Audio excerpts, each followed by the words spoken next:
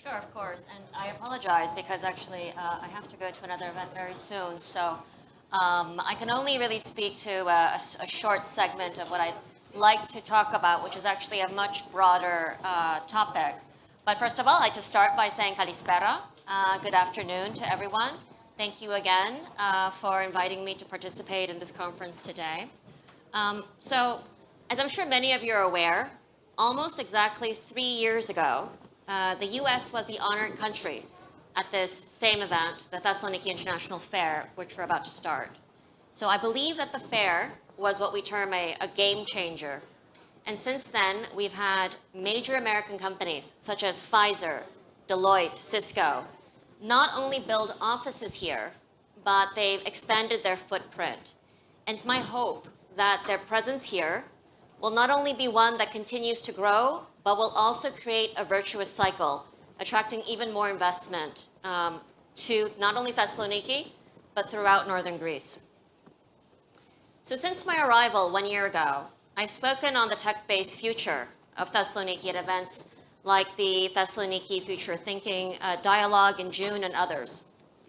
I've also had the opportunity to learn more about the important role that women have to play in the future of the knowledge economy. My introduction to this issue was through a program that our mission organizes called Code Girls. And it's a program that teaches young girls, ages 10 through 16, the principles of coding in an effort to close the gender gap in STEM fields. There's research that being exposed to tech education at a young age encourages girls to enter the tech field in the future. So all of this leads me to my larger point.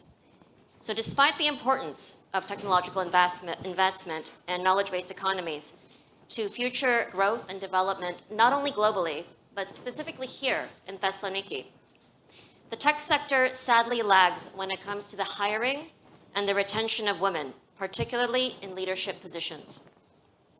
Last year, Maria Sirangela, then the Secretary General of Family Policy and Gender Equality at the Ministry of Employment, observed that less than 4% of women in Greece work in the STEM professions.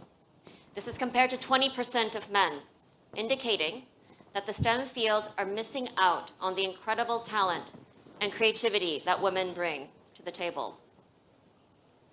I've often asked myself why there are not more women in the tech pipeline around the world.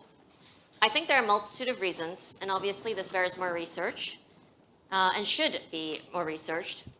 But I don't believe that the lack of women in STEM is necessarily for lack of interest. For example, in 2017, World Bank data found that the female share of graduates in STEM programs in Greece was 40% of all graduates. Taken together with the workforce data I just shared with you, there's reason to believe that the academic interest in the STEM fields does not translate into positions for women in the job market. To address this challenge, last May, the Cisco DTNS Center organized an event to discuss ways to close the gender gap in the STEM fields, which I also participated in, representing the consulate.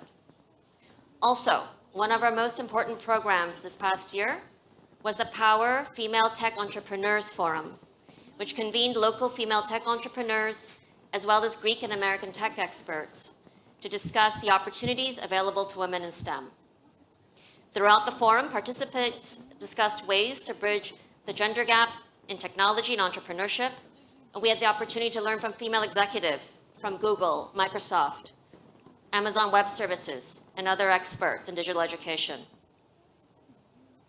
As more and more economies around the world become knowledge-based, again, including here in Thessaloniki, we have an opportunity to close the gender gap and engage in these important discussions now.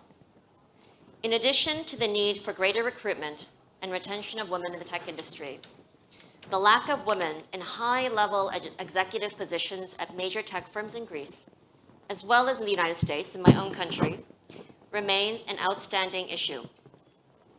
And through programs such as Code Girls, opportunities must be created from an early age to see more and more girls step up to pursue their passions for sciences and technology. And while there's progress to report, much work remains to be done.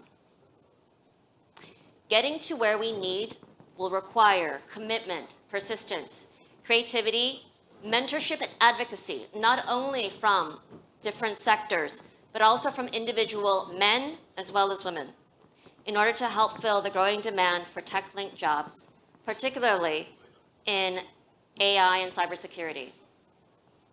But I want to thank all of you for your commitment to empowering women and supporting women's participation in STEM. And I look forward to exchanging ideas on how to work better towards a better future, one defined by greater equality, opportunity, and access for all. Thank you very much.